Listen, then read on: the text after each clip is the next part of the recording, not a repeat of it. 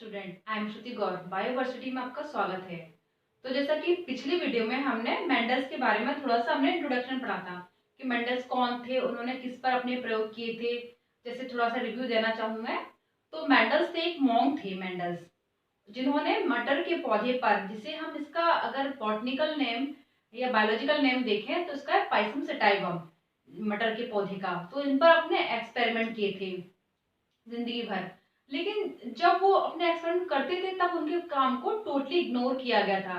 लेकिन उसके डेथ के बाद कुछ साइंटिस्ट थे जैसे ह्यूगो ड्यूब्रीज और भी साइंटिस्ट, उन्होंने इनके काम को रिडिस्कवर किया और उसके बाद उन्होंने जो जो एक्सपेरिमेंट किए थे उनका रिजल्ट उन्होंने फिर आगे बताया था कि उन्होंने क्या क्या चीजें बताई। जैसे जीन के बारे में उन्होंने बताया था। सबसे पहले जीन के बारे में मेंडल ने ही बताया था कि जीन क्या होती है। काफी सारे टर्मिनोलॉजी से इंट्रोड्यूस कराया था हमें, क्योंकि उस टाइम पे हमें नहीं पता था कि जीन क्या है, क्रोमोसोम क्या है। तो ये सारी चीजें इंट्रोड्यूस कराया था मेंडल ने। तो अब हम बात करते हैं आज मेंडल्स लॉ की।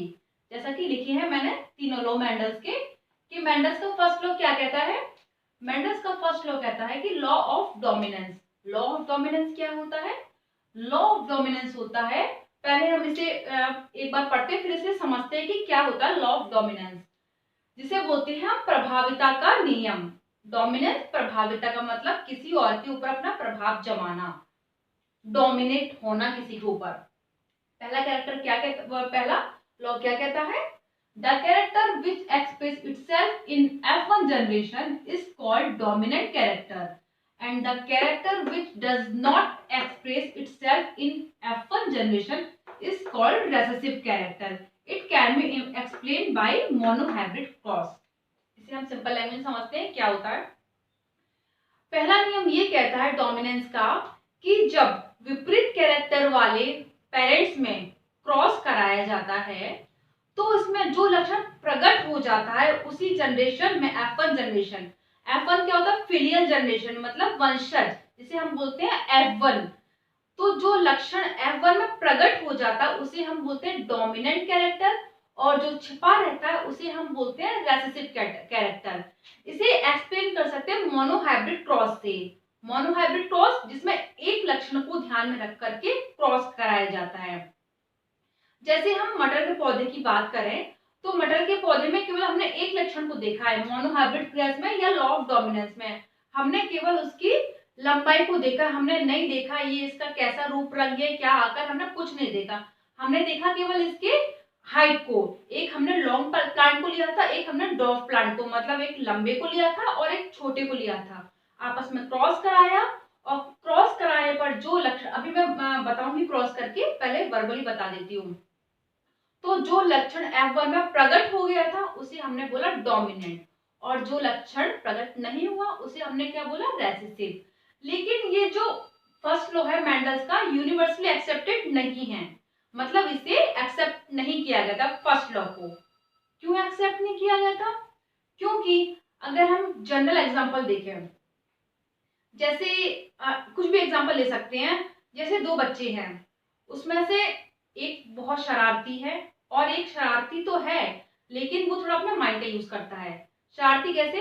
जैसे बहुत ज्यादा नॉटी है, बहुत शैतान है, सबको मारता वारता रहता है। तो वो क्या, सबके सामने सबको मारता है, तो सबको क्या लगता है कि तो बहुत शरारती है, ये बहुत मारने वाला बच्चा है। तो मतलब उसका लक्षण प्रकट हो गया, तो वो होगा डोमिनेंट, मतलब उसका कैरेक्टर शो हो गया कि भाई ये तो मारता है, तो बहुत ही शैतान है ये। और लेकिन जो दूसरा बच्चा है वो मारता तो है लेकिन वो छुप के मारता है, तो उसका प्रकट, उसका जो लक्षण है वो छुप गया, तो वो हो गया रेसेसिव। लेकिन इसका मतलब ये तो नहीं कि वो भी नहीं मारता, वो भी शैतान नहीं है, शैतान दोनों ही हैं। जिसके लक्षण प्रकट हो रहे हैं उसे हमने बोल दिया डोमिनेंट, भाई ये तो बहुत शैतान है। और जिसके लक्षण प्रकट नहीं हो रहे तो हमने बोला भाई ये सीधा है, बहुत ही रेसेसिव है ये।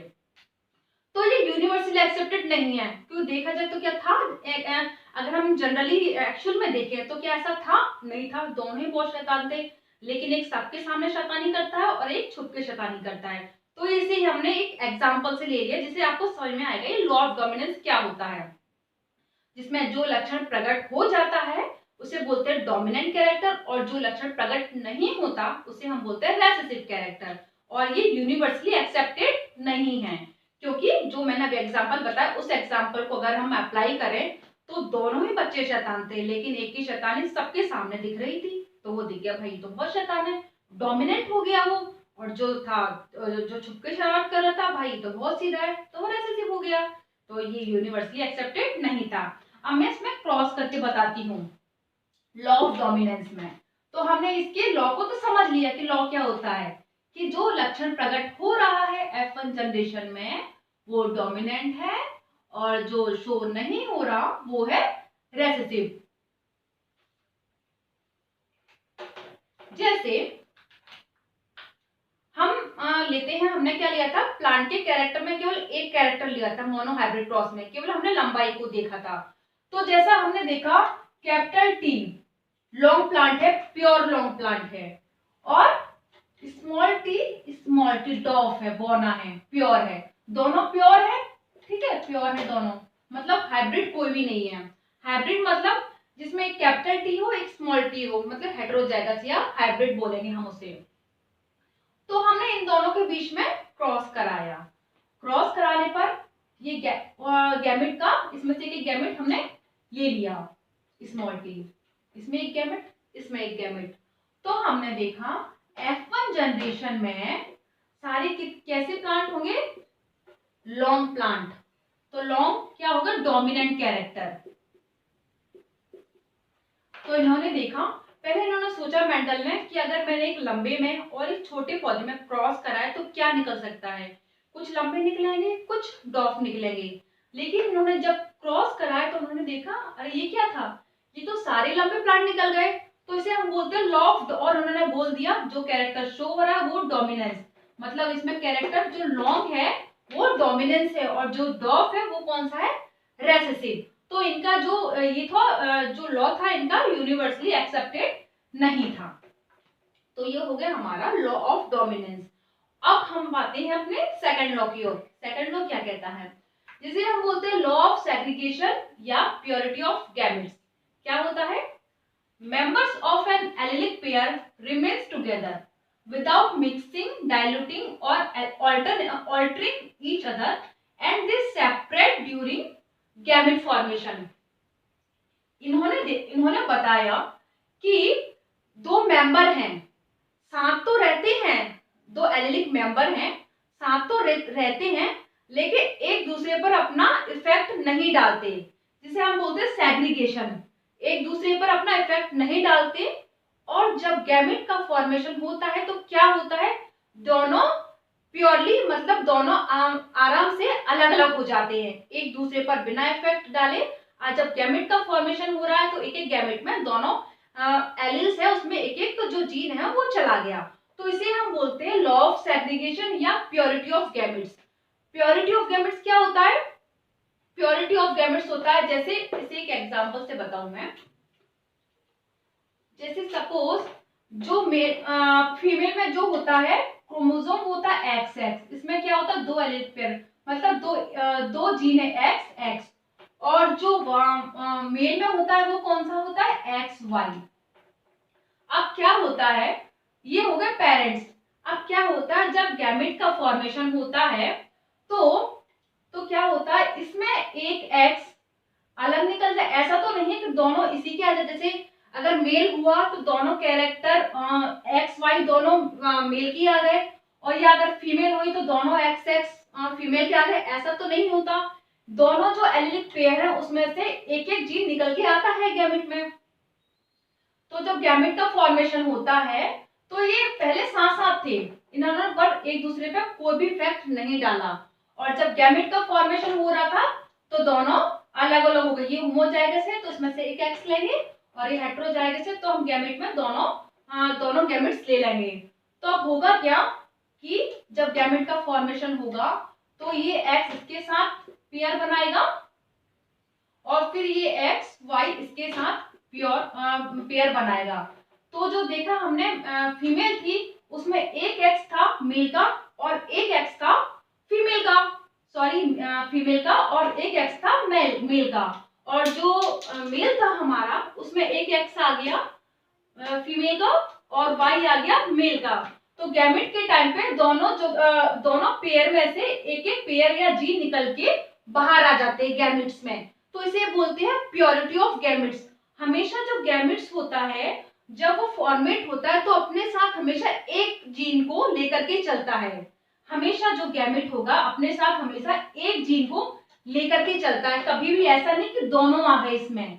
तो इसे हम बोलते हैं प्योरिटी ऑफ गैमेट्स। जब गैमेट फॉर्मेशन के टाइम पे जब एलिलिक पेयर में से एक जीन निकल के आए गैमेट्स के साथ, जब गैमेट्स एक जीन को अपने साथ लेकर के आता है तो उसे बोलते हैं प्योरिटी ऑफ गैमेट्स। ठीक है, तो ये हो गया हमारा प्योरिटी ऑफ गैमेट्स। और लॉ ऑफ सेग्रीगेशन क्या था कि जब गैमेट का फॉर्मेशन हो रहा था तो दोनों जो एलिलिक पेयर थे उसमें से एक एक जीन या एक एक मेंबर विदाउट एक दूसरे को मिक्स किए बिना, एक दूसरे पर अपना इम्पैक्ट डाले बिना गैमेट फॉर्मेशन के टाइम पे दोनों इजीली अलग हो गए। तो इसे हम बोलेंगे लॉ ऑफ सेग्रीगेशन। मतलब इन दोनों ने एक दूसरे पर अपना कोई भी इफेक्ट नहीं डाला, कुछ भी मिक्स नहीं हुए, और जब गैमेट का फॉर्मेशन हो रहा था तो दोनों आसानी से अलग अलग हो गए। तो इसे हम बोलेंगे लॉ ऑफ सेग्रीगेशन या प्योरिटी ऑफ गैमेट्स। इसे भी हम एक एग्जांपल से देखते हैं। जैसे कुछ भी एग्जांपल ले सकते हैं। जैसे बच्चे का एग्जांपल ले लेते हैं। जैसे दो बच्चे हैं, उसमें से एक काफी शरारती है और एक काफी सीधा है, या हम बोल सकते हैं एक पढ़ने में काफी तेज है और पढ़ने में ओके ओके टाइप है। तो ये दोनों साथ में रहते हैं, अच्छी फ्रेंडशिप है दोनों की, लेकिन दोनों एक दूसरे पर अपना इफेक्ट नहीं डालते। ना जो होशियार होगा वो जो कम होशियार हो उसे बहुत पढ़ाने की कोशिश करेगा, और जो तो कम होशियार था वो अपना इम्पैक्ट नहीं डालेगा, उससे नहीं बोलेगा भाई मेरे साथ तू खेल कूद, हम बाहर मजे करते हैं। दोनों ने एक दूसरे पर इम्पैक्ट नहीं डाला। और जब अलग होने का टाइम था, मतलब दोनों ने स्कूल चेंज किया, दोनों अलग अलग स्कूल में आसानी से चले गए। तो इसे हम बोलेंगे लॉ ऑफ सेग्रीगेशन या लॉ ऑफ गैमेट्स। जब दो एलिलिक पेयर में से purity of members of allylic pair remains together without mixing diluting और ईच अदर, मतलब दो एलिलिक पेयर में से एक एक जो मेंबर होता है उसको एलिलिक पेयर में जो एक एक मेंबर होता है विदाउट एक दूसरे को मिक्स किए बिना, एक दूसरे को डाइल्यूट किए हो बिना गैमेट फॉर्मेशन के टाइम पे दोनों आसानी से अलग अलग हो जाते हैं। तो इसे हम बोलते हैं लॉ ऑफ सेग्रीगेशन या law of purity of gametes. इसे भी हम मोनोहाइब्रिड क्रॉस से ही समझते हैं, क्योंकि ये भी एक लक्षण को ध्यान में रखकर ही बनाया गया है। सेकंड लॉ, इसे हम देखते हैं। जैसे हमने लॉ ऑफ डोमिनेंस में मटर के पौधे में लंबे वाला गुण देखा था, वैसे ही हम इसमें भी लंबाई वाले कैरेक्टर को ही देखते हुए चलेंगे। जैसे हमने देखा एक टॉल प्लांट है, टॉल पी प्लांट है, और एक्स वाई नो सॉरी हाँ टॉल पी प्लांट और डॉट पी प्लांट। जो डोमिनेंस होता है उसे हम हमेशा कैप्स में लिखते हैं, और जो रेसेसिव होता है हम उसे स्मॉल में ही लिखते हैं। तो हमने देखा था लॉ ऑफ सेग्रीगेशन में जब इनका क्रॉस हुआ तो क्या इसमें से एक गैमेट्स बाहर आ गया। जब गैमेट्स का फॉर्मेशन हो रहा था इजीली दोनों बाहर आ गए, तो इन्होंने बनाया कैपिटल टी स्मॉल टी, ये थी F1 जनरेशन, और ये क्या है पेरेंट्स। अब F1 जनरेशन में क्या था, सारे ही लॉन्ग प्लांट हमें प्राप्त हुए। तो इसे देख के भाई मेंडल बहुत ही हैरान परेशान से हो गए। उन्होंने कि भाई ये क्या था कि सारे लॉन्ग प्लांट मिल रहे हैं F1 जनरेशन में। तो फिर उन्होंने कराया इनका सेल्फ क्रॉस, सेल्फ पॉलिनेशन, मतलब जो आ रहा है उसी का आपस में इन्होंने क्रॉस करा दिया। क्रॉस कराया, लेकिन ये थोड़ा सा इसमें कंफ्यूज हो गए, क्रॉस कैसे कराए कि अगर क्रॉस करा तो ये इसके साथ भी कर सकता है, ये इसके साथ भी, इसके साथ, ये इसके साथ भी कर सकता है। तो ये थोड़ा कंफ्यूज हो गए।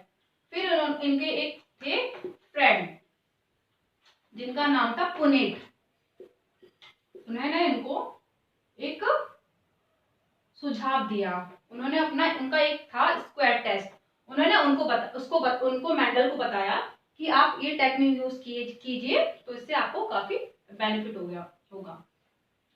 तो उन्होंने इसका टेक्निक का यूज किया।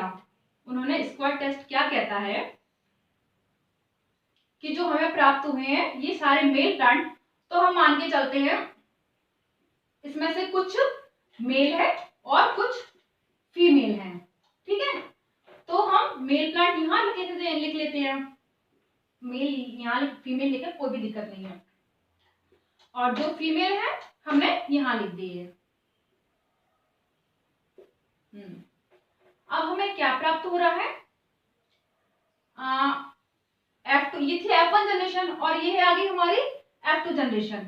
तो इसमें कैपिटल टी आपस में मिलेंगे और कैपिटल टी का स्मॉल टी के साथ क्रॉस कराया, कैपिटल टी स्मॉल टी, और जब कैपिटल का स्मॉल के साथ कैपिटल टी और स्मॉल टी, तो इन्होंने देखा इसमें से कुछ लंबे प्राप्त हो रहे हैं, कुछ डॉफ प्राप्त हो रहे हैं। मतलब जब इन्होंने देखा कि जब लंबे और डॉफ का क्रॉस करा रहे हैं तो सारे ही लंबे प्राप्त हो रहे हैं, लेकिन जब हम इनका सेल्फ पॉलिनेशन करा रहे हैं या सेल्फ क्रॉस करा रहे हैं तो हमें कुछ लंबे और कुछ डॉफ प्राप्त हो रहे हैं। इसे बोलते हैं पुनेट स्क्वायर टेस्ट। पुनेट, क्योंकि ये पुनेट ने इनको ये सुझाव दिया तो इसे बोलते हैं पुनेट स्क्वायर टेस्ट। अब इसका हम फिनोटिपिक रेशियो देखते हैं। फिनोटिपिक रेशियो,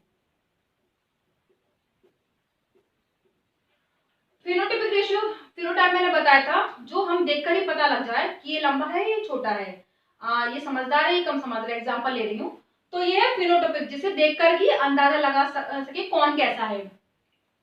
तो फिनोटाइपिक रेशियो हम देखते हैं तो capital T capital T capital T small T capital T small T, ये तीनों कितने हैं, कैसे हैं, लॉन्ग प्लांट। मतलब इसमें जो डोमिनेंस होगा वो कैपिटल लेटर का होगा। स्मॉल की वजह से इसको डॉफ में नहीं गिना जाएगा, क्योंकि जो डोमिनेंट है उसी का बोलबाला होता है। एग्जाम्पल लें तो इसमें जो जहां जहां कैप्स आ गए वहां वहां ये प्लांट है वो लॉन्ग है। तो इसका जो रेशियो है वो 3 कैसे हैं, लॉन्ग प्लांट, और 1 कैसा है, डॉर्फ प्लांट। 3 कैसे हैं, लॉन्ग, और 1 कैसा है, डॉर्फ। ठीक है। लेकिन अब अगर हम इसका जीनोटाइपिक रेशियो देखें तो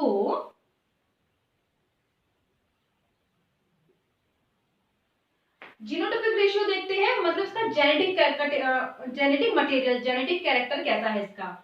तो हमने देखा प्योर लॉन्ग प्लांट कैसा है, 1 है, प्योर डॉर्फ प्लांट कैसा है, 1 है, लेकिन जो हाइब्रिड है या हेट्रोजाइगस है वो कैसे हैं, 2 हैं। तो इसका जो रेशियो होगा 1:2:1, मतलब 1 लॉन्ग प्लांट 2 हाइब्रिड या हेट्रोजाइगस, मतलब इसमें कैप्स भी है स्मॉल भी है तो हेट्रोजाइगस या ये हाइब्रिड हो गया, 2 हाइब्रिड और 1 डॉर्फ। तो इसका फिनोटाइपिक रेशियो आया 3:1 और जो जीनोटाइपिक रेशियो आया था 1:2:1। तो ये हो गया हमारा लॉ ऑफ सेग्रीगेशन, जिसमें उन्होंने क्या किया था, पहले लंबे पे और बौने पे क्रॉस कराया। तो उन्होंने देखा कि F1 जनरेशन में सारे ही हमें लंबे प्लांट प्राप्त हो रहे हैं। फिर उन्होंने इसका सेल्फ पॉलिनेशन कराया। इसके लिए उन्होंने पुनेट स्क्वायर टेस्ट का मदद लिया या उसके पुनेट स्क्वायर टेस्ट का यूज किया। तो इन्होंने देखा कि अगर इसका सेल्फ पॉलिनेशन कराते हैं तो इसमें कुछ लॉन्ग प्लांट प्राप्त होते हैं, कुछ शॉर्ट प्लांट प्राप्त होते हैं। फिनोटाइपिक रेशियो क्या कहता है, 3:1, तीनों ही होते हैं लॉन्ग प्लांट और 1 होता है डॉर्फ प्लांट। और जो जीनोटाइपिक रेशियो था वो 1 था प्योर लॉन्ग प्लांट, 2 थे हाइब्रिड थे, और 1 थे प्योर डॉर्फ प्लांट। तो ये हो गया हमारा लॉ ऑफ सेग्रीगेशन। अगर हम टेस्ट क्रॉस की बात करें कि टेस्ट क्रॉस क्या होता है, टेस्ट क्रॉस मतलब जिसमें हमें देख के पता लगे कौन सा लॉन्ग प्लांट है कौन सा डॉर्फ प्लांट है। मतलब मेंडल ने सोचा कि मैंने क्रॉस तो करा लिए लेकिन मुझे ये कैसे पता लगेगा देख के कि ये लॉन्ग प्लांट है और ये शॉर्ट प्लांट है। तो इसके लिए इन्होंने टेस्ट क्रॉस किया। इन्होंने टेस्ट क्रॉस में क्या किया, अपने जो प्योर लॉन्ग प्लांट है कैपिटल टी और प्योर डॉर्फ है उसका क्रॉस कराया। इसमें से हमने गैमेट्स तो हमने बना लिए कि जो होमोजाइगस है उसमें हम एक एक मेंबर ले लेंगे स्मॉल टी। ठीक है। तो इसका जो क्रॉस कराएंगे तो क्या होगा, कैपिटल टी स्मॉल टी, मतलब क्या बनेगा, लॉन्ग प्लांट। अगर हमने लॉन्ग का और डॉर्फ का क्रॉस कराया तो F1 जनरेशन हमें क्या प्राप्त होगा, लॉन्ग प्लांट। मतलब लॉन्ग प्लांट प्राप्त हुआ है उसका मतलब ये है कि जो प्लांट था वो होमोजाइगस था, होमोजाइगस टॉल प्लांट था। ठीक है। रिजल्ट क्या प्राप्त हुआ? होमोजाइगस, क्योंकि ये एक एक गैमेट बाहर आ रहे हैं तो होमोजाइगस टॉल प्लांट। ठीक है, फिर उन्होंने ये तो था सिनेरियो ए। अब बी सिनेरियो की बात करें तो इन्होंने पहले तो हमने प्योर इन्हें लॉन्ग लिया, अब इन्होंने लिया hybrid capital T small T और जो प्योर डॉर्फ लिया इन्होंने। तो इसमें से हम कैपिटल अलग अलग है तो एक ही गैमेट्स निकलेंगे कैपिटल टी स्मॉल टी, और ये एक ही है तो इसमें से एक ही गैमेट निकलेगा स्मॉल टी। इसका क्रॉस कराया तो इन्होंने देखा कि capital T small T small T small T, मतलब दो प्रकार के प्लांट प्राप्त हो रहे हैं हमें। एक हो रहा है हेट्रोजाइगस और एक हो रहा है होमोजाइगस डॉर्फ प्लांट।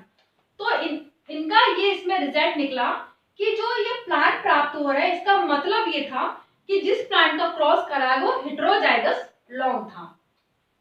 तो टेस्ट क्रॉस क्यों कराया था इन्होंने? देखने के लिए कि देखकर पता लग जाए कौन सा प्लांट लॉन्ग प्योर लॉन्ग है, कौन सा हाइब्रिड लॉन्ग है।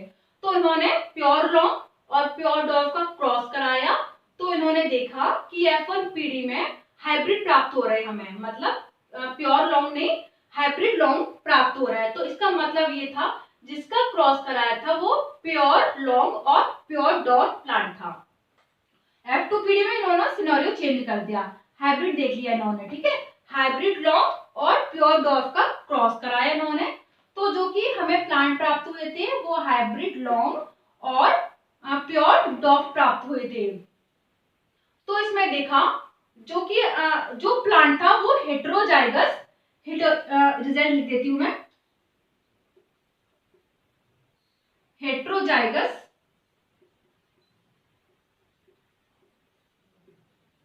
Tall plant. मतलब जो हमने रिजल्ट निकल के आया वो ये था कि जो प्लांट था वो हेट्रोजाइगस था। तो ये था हमारा टेस्ट क्रॉस, ये हमारा लॉ ऑफ सेग्रीगेशन में आ गया टेस्ट क्रॉस की। उन्होंने देखने के लिए कि हमें देखकर पता लग जाए कौन सा टॉल है और कौन सा हाइब्रिड टॉल है, तो इसके लिए उन्होंने टेस्ट क्रॉस किया था। अब हम बात करते हैं अपने तीसरे लॉ की।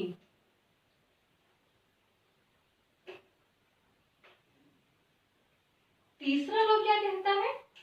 तीसरा लॉ होता है डाई हाइब्रिड क्रॉस, मतलब इसमें दो लक्षणों को लेकर के क्रॉस कराया जाता है। जैसा अभी तक हमने केवल एक लक्षण को देखा था, लंबाई वाले लक्षण को, अब हम देखेंगे दो लक्षण को, उसका हम शेप भी देखेंगे और उसका हम कलर भी देखेंगे।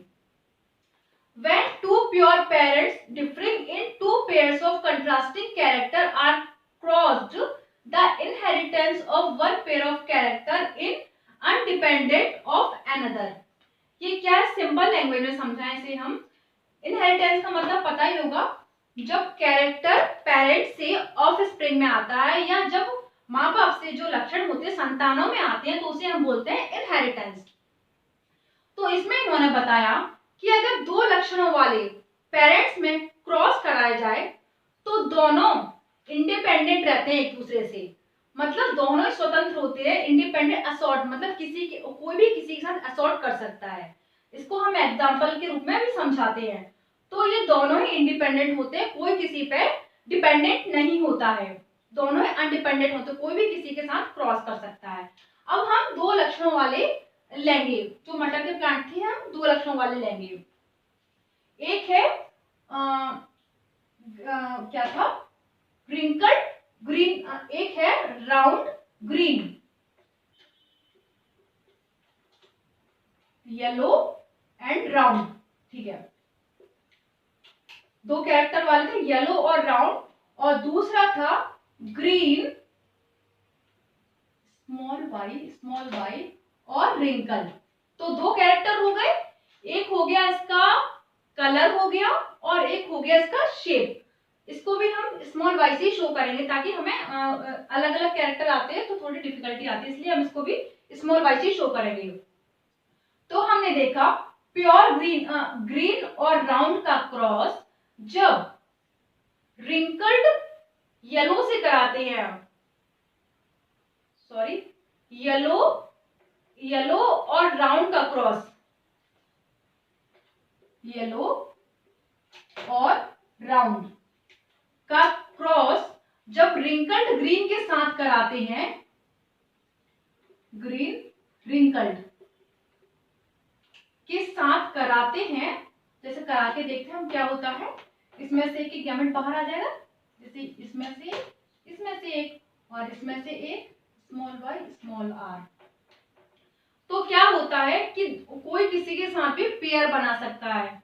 इसमें क्या था, ये इसके साथ भी बना सकता है, ये इसके साथ भी बना सकता है। तो क्या प्राप्त हो रहा है हमें,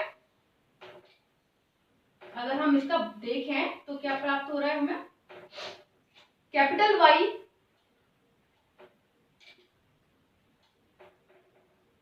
कैपिटल Y